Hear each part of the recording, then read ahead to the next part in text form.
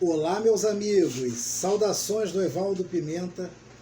É um prazer muito grande a gente ter esta chance de mais uma vez estarmos reunidos neste canal para juntos analisarmos as Escrituras. Desde já eu quero lhe pedir que pegue o exemplar da Bíblia Sagrada e, por gentileza, abra comigo no Evangelho segundo escreveu Lucas, capítulo de número 16. Nós vamos ler a partir do versículo 19. Evangelho segundo escreveu Lucas, capítulo de número 16, a partir do versículo de número 19. É uma passagem muito conhecida. Peço a todos que acompanhem comigo esta leitura e preste muita atenção em tudo que irá ser falado, em tudo que irei falar, para que não haja incidência de interpretação. E você vai ter que ter paciência para entender a história. O que a parábola do rico e do Lázaro quer tratar com o povo. Por que Jesus contou esta história? Para quem ele contou? Por que contou? Qual o significado do que está contido nesta história? Lucas 16, versículo de número 19, diz assim: Ora, havia um homem rico e vestia-se de púrpura e de linho finíssimo, e vivia todos os dias regalado e esplendidamente.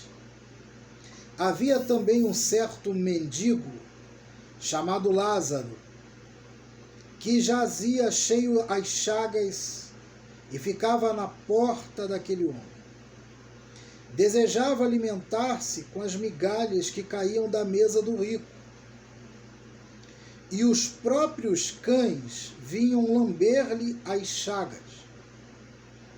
E aconteceu que o mendigo morreu e foi levado pelos anjos para o seio de Abraão. E morreu também o rico e foi sepultado. E no Hades ergueu os olhos e, estando em tormentos, viu ao longe Abraão e Lázaro no seu seio. E clamando disse: Pai Abraão, tem misericórdia de mim, e manda a Lázaro que molhe na água a ponta do seu dedo e me refresque a língua, porque estou atormentado nesta chama. Disse, porém, Abraão: Filho, lembra-te de que recebeste os teus bens em tua vida, e Lázaro somente males. E agora este é consolado e tu atormentado. E além disso, está posto um grande abismo entre nós e vós, de sorte que os que quisessem passar daqui para vós não poderiam, nem tampouco os de lá passar para cá. E disse ele: Rogo-te, pois, ó Pai, que o mandes à casa de meu pai, pois tenho 5 irmãos, para que lhe dê testemunho, a fim de que não venham também para este lugar de tormento. Disse-lhe Abraão: Tem Moisés e os profetas, ouça-nos. E disse ele: Não, pai Abraão, mas se algum dos mortos fosse ter com eles, arrepender-se-iam. Porém Abraão lhe disse: Se não ouvem a Moisés e aos profetas, tampouco acreditarão ainda em algum dos mortos, mesmo ressuscitando. Só até aqui é uma leitura simples, porém a interpretação complexa, porque a grande maioria das pessoas que leem o rico e o Lázaro tomam essa história como uma história real, verdadeira, como um ponto de convergência para tudo que acontece depois que a pessoa morre. Porém, essa história não deve ser interpretada assim. Eu não vou aqui desconstruir nenhum ponto doutrinário, nem tampouco desconstruir nenhuma crença. Na verdade, quando nós damos os estudos aqui, neste canal, a intenção não é destruir crenças, e sim tratarmos o texto. Então eu vou trazer a realidade do texto, aquilo que o texto realmente traz como conhecimento histórico e filosófico. Não vou estar tratando pontos doutrinários, nem dogmas, nada disso. Por isso eu peço a você que preste muita atenção nisso. Porque para você entender a história do rico e do Lázaro, você tem que entender em que contexto ela está sendo falada e por que Jesus falou. Em primeiro lugar, para você interpretar a história do rico e do Lázaro, você tem que levar em consideração os versículos antecedentes, os versículos anteriores à história do rico e do Lázaro. Então nós vamos ler a partir do 14, ou melhor, vamos a partir do capítulo 16. Diz assim, ó, a parábola do mordomo infiel.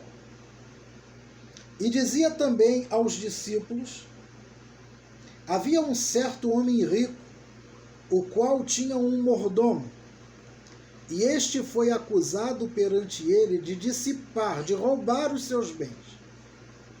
Ele o chamou e disse: que é isto que ouço de ti? As pessoas estão falando que você tem roubado os meus bens.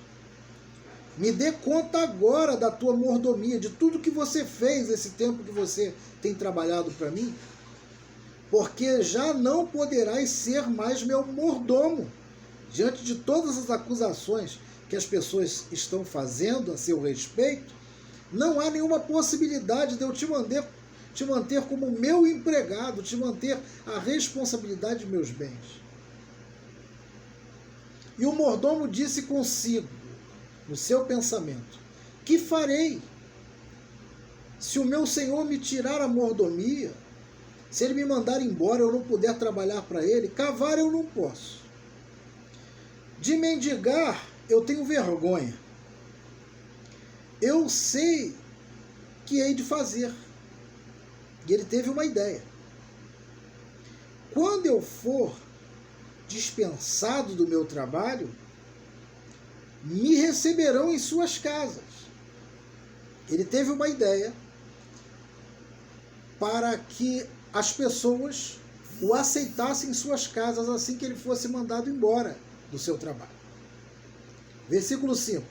E chamando para si cada um dos devedores do seu senhor, todos aqueles que deviam dinheiro a seu patrão, ele chamou e disse ao primeiro: quanto você deves ao meu senhor, ao meu patrão? E ele respondeu: 100 medidas de azeite.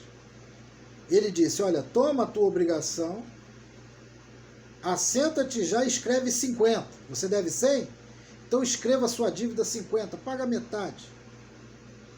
E disse depois a outro: e tu, quanto deves? E ele respondeu: 100 alqueires de trigo. E ele disse: toma a tua obrigação, escreve 80. E louvou aquele senhor, o injusto mordomo, por haver procedido prudentemente. Porque os filhos deste mundo são mais prudentes na sua geração do que os filhos da luz. O que o mordomo fez quando ele percebeu e soube que o seu patrão iria mandar ele embora porque ele estava roubando? O patrão descobriu que ele estava roubando seus bens e decidiu mandar embora. Ele falou: eu vou fazer amigos. Eu vou pegar todas as pessoas que devem ao meu patrão e vou perdoar-lhes partes das dívidas, porque perdoando partes da dívida deles, meu patrão vai estar feliz e recebendo, porque em que ele foi prudente. Mas vale ter um pouco da mão do que não ter absolutamente nada. Então, eu vou perdoar parte da dívida deles, meu patrão vai ter um dinheiro significativo diante de todos aqueles que o devem, e aqueles que receberam parte do perdão da dívida vão ser meus amigos. Aí Jesus diz: eu vos digo, granjai amigos com as riquezas da injustiça, para que quando estas vos faltarem, vos recebam eles nos tabernáculos eternos. Quem é fiel no mínimo, também é fiel no muito. Quem é injusto no mínimo, também é injusto no muito. Pois se as riquezas da injustiça não forem fiéis, quem vos confiará as verdadeiras? E se do alheio não fostes fiéis, quem vos dará o que é vosso? Nenhum servo pode servir a dois senhores, porque ou há de aborrecer um ou amar o outro, ou se há de se achegar a um e desprezar o outro. Não podeis servir a dois senhores, a Deus e a Mamon. Mamon aqui é uma entidade que representava o dinheiro, a riqueza, todo o domínio. Mamon significa isso: dinheiro, grana, poder aquisitivo. Entende que nessa parábola Jesus está tratando de dinheiro, ele está falando com pessoas acerca de dinheiro. E ele diz que das riquezas injustas, do roubo, do assalto, ele usa uma história, uma parábola, uma comparação para dizer que do assalto, do roubo, da riqueza injusta, da injustiça, faça amigos, para quando essa riqueza injusta lhe faltar, esses amigos que você granjeou vos recebam nos tabernáculos eternos, nos seus palácios, nas suas casas. Jesus então está dizendo, se nós pegarmos de forma literal o texto, interpretarmos de forma literal, que nós devemos roubar e com aquilo que nós roubarmos fazermos amigos, não. Ele está usando uma parábola e explicando que a riqueza de um homem não está nos bens que ele possui, e sim no poder de amizade, de amor, de relacionamento que ele tem. Por isso Jesus diz essa parábola. Logo em seguida, Jesus também fala sobre a autoridade da lei. E ele diz no versículo 14: e os fariseus, que eram avarentos, ouviram todas essas coisas e zombavam dele. Versículo 14 do capítulo 16 de Lucas diz para quem Jesus está falando esta parábola do mordomo infiel e logo em seguida a parábola do rico e do Lázaro. A quem Jesus está se referindo? Jesus está falando a quem? Está se direcionando a quem? Versículo 14. Aos fariseus, que eram avarentos, ou seja, amavam a riqueza acima de qualquer coisa. É a este povo que Jesus está falando a parábola do rico e do Lázaro. E não é a mim nem a você. É aquele povo ali que ele está se dirigindo. Primeiro ele fala a parábola do mordomo rico, do mordomo infiel, e depois ele fala a parábola do rico e do Lázaro. Alguns teólogos não recebem a história do rico e do Lázaro como parábola, porque ela tem nome próprio. Tem o nome do Lázaro e do Abraão. Só que eu vou lhe explicar por que esses nomes foram colocados nessa história. Tem o porquê. Então o que se tem que ter em mente é que isso não foi escrito para nós e não está falando sobre a realidade do que acontece após a morte. Essa história é simplesmente para chamar a atenção de um povo avarento. Que povo avarento era este? Os fariseus. Por que os fariseus eram avarentos? Porque os fariseus eram um povo muito expressivo há 2000 anos atrás, e herdaram uma história de poder. Eu já contei em um vídeo anterior a história dos Hasidins. Os Hasidins eram estudiosos das epígrafes judaicas, dos manuscritos sagrados, dos oráculos dos profetas, que apoiaram a família dos Macabeus há 400 anos antes do nascimento de Cristo, quando o general Antíoco Epifânio tentou helenizar, com o poder dos gregos, todo o Oriente Médio. Ele tentou invadir a terra de Jebulon e helenizar todo aquele povo, mas houve uma resistência. Qual foi a resistência? Os Hasidins, que eram estudiosos das epígrafes judaicas, e a família dos Macabeus. Dos Hasidins nasceram as ramificações das 5 religiões que existiam no tempo de Jesus: fariseus, saduceus, essênios, zelotes e herodianos. Elas divididas em 2 escolas teológicas, a escola teológica de Shammai e a história teológica de Hillel.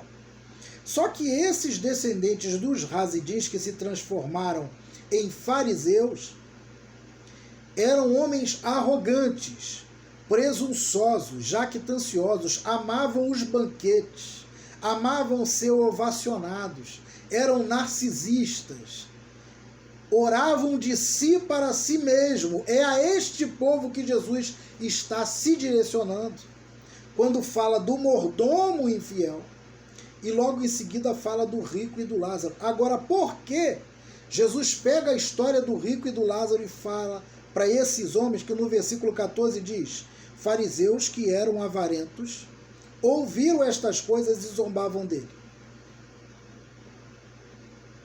Aí Jesus no versículo 15 diz: e disse-lhes: vós sois os que vos justificais a vós mesmos diante dos homens, mas Deus conhece os vossos corações, porque o que entre os homens é elevado, perante Deus é abominação. Jesus aqui está afrontando a arrogância e a avareza dos fariseus.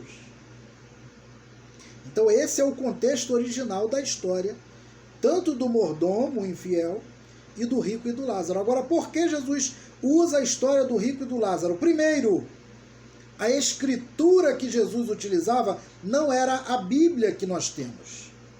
Essa Bíblia não existia. Até porque o movimento constitucional religioso cristão, ele nasceu a partir do século IV, no ano 300, a partir de Constantino. E as escrituras, graças a Agostinho e alguns demais. A Bíblia, como nós temos hoje, eles não tinham. Qual era o material escriturístico que Jesus tinha? Jesus tinha as epígrafes judaicas em mãos, que hoje nós não temos 1/3 do que ele tinha. Hoje, o único manuscrito que contém algumas epígrafes judaicas se chama Bíblia Ortodoxa Etíope. Ela tem 99 livros. Só que você não a encontra em português, pelo menos até o momento. Há uma dificuldade muito grande de você encontrá-la toda compilada em um só livro. Você vai encontrar os livros separados. Tanto que várias vezes Jesus, nos evangelhos, tanto Mateus, Marcos, Lucas, João, Jesus vai fazer menções à passagem dos livros que ele tinha na época.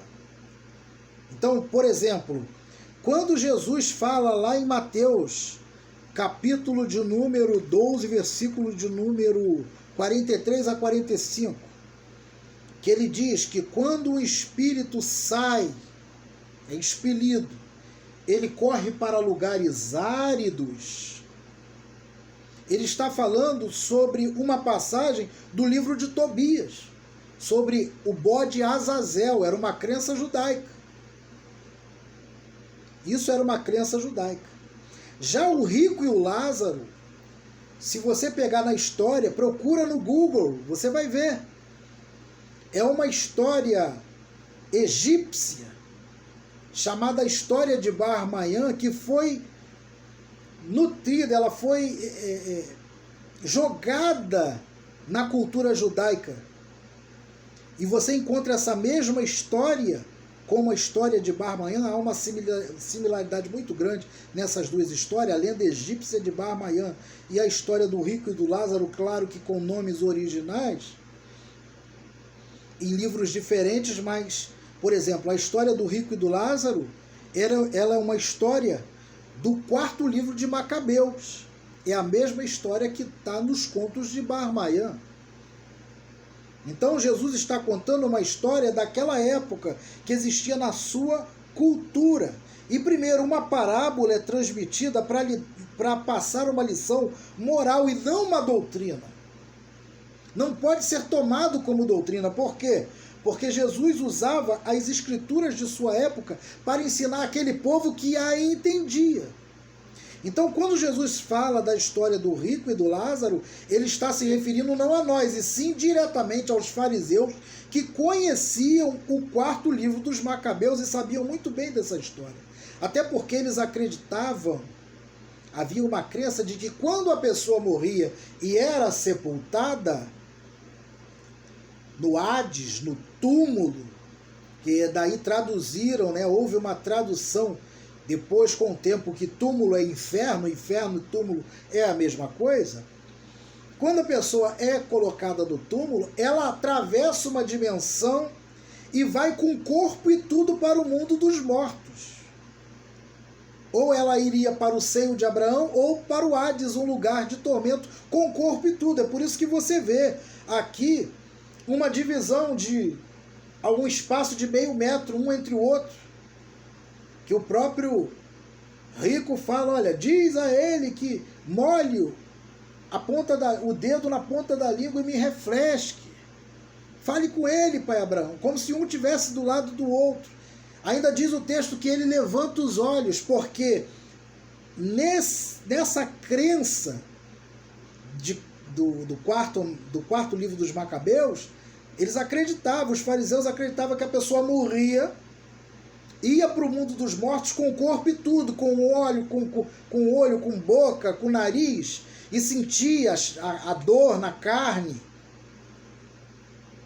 E aí não faz nenhum sentido com a realidade do Evangelho, porque se fosse desta forma, na literalidade, o céu, que nós muitos chamam de seio de Abraão, seria um inferno para muitos irmãos em Cristo. Porque imagina aquela mãe que viveu uma vida piedosa, vendo o seu filho todo cravado de bala. Mamãe, me refresca porque eu estou passando por esse calor, esse tormento. Não faz sentido algum, não bate com o amor de Deus. E também não acaba com o problema do mal, só torna o mal imortal. Eu não estou desconstruindo pontos doutrinários, você pode acreditar no que você quiser. Eu estou aqui para ensinar o texto, e a realidade do texto é que Jesus contou uma história conhecida, que fazia parte da cultura dos fariseus da época, usou a crença deles para tratar de um problema que eles tinham dentro do seu espírito, que era a avareza e a arrogância, porque se achavam melhores do que os outros, superiores por ter um poder aquisitivo mais alto. E com a história do mordomo e do rico, Jesus está tentando ensinar para eles, com uma história que eles já conheciam, que a riqueza do homem não está no poder aquisitivo, e sim no bem que ele tem no coração dele, se ele tiver amor prático na sua existência. Está compreendendo a riqueza deste texto? Ele é muito profundo, ele é muito rico. E ele pode transformar você, se você entender a realidade do texto. Porque é isso que Jesus quis tratar para os fariseus, não é para mim nem para você. Nós podemos tirar como ponto de convergência a lição que Jesus estava passando para os fariseus, de não sermos avarentos, nem sermos arrogantes, e que a nossa riqueza não está nos nossos bens, mas no nosso amor ao próximo, na nossa caridade, na nossa solidariedade prática na vida do nosso irmão. É disso que a história do rico e do Lázaro quer tratar. Não está falando do que vai acontecer quando você atravessar essa dimensionalidade. A qualquer momento eu vou fazer um vídeo sobre o que realmente a Escritura diz que acontece quando você morre. Eu só te peço que pegue este vídeo, Veja uma vez, 2 vezes, 3 vezes, acompanhe, vai no Google, procure se informar, procure estudar, procure meditar na palavra de verdade e se permita ser transformado na renovação do seu entendimento, porque Jesus quer transformar a sua vida, mas é necessário que você entenda. Quando a gente é novo na caminhada cristã, na maioria das vezes os pregadores novos têm aquela preocupação de mexer com o sentimento das pessoas, fazer as pessoas chorarem, se arrepiarem, se alegrarem, gostarem da mensagem. À medida que você vai amadurecendo, a sua preocupação passa a ser outra. A preocupação que nós temos é que você entenda a mensagem do Evangelho, entenda a verdade das Escrituras e a ponha em prática. A minha preocupação é essa, que você possa meditar, aprender. Espero que você tenha entendido que o Senhor Espírito Santo entre no teu coração trazendo sabedoria, trazendo entendimento para você, porque essa é a verdade da Escritura. Que Deus te abençoe. Compartilhe esse vídeo só com todo mundo. E, por favor, não esqueça de tocar no sininho das notificações para que você receba mais vídeos. Que Deus te abençoe. Um beijo e fique na paz. Em nome de Jesus.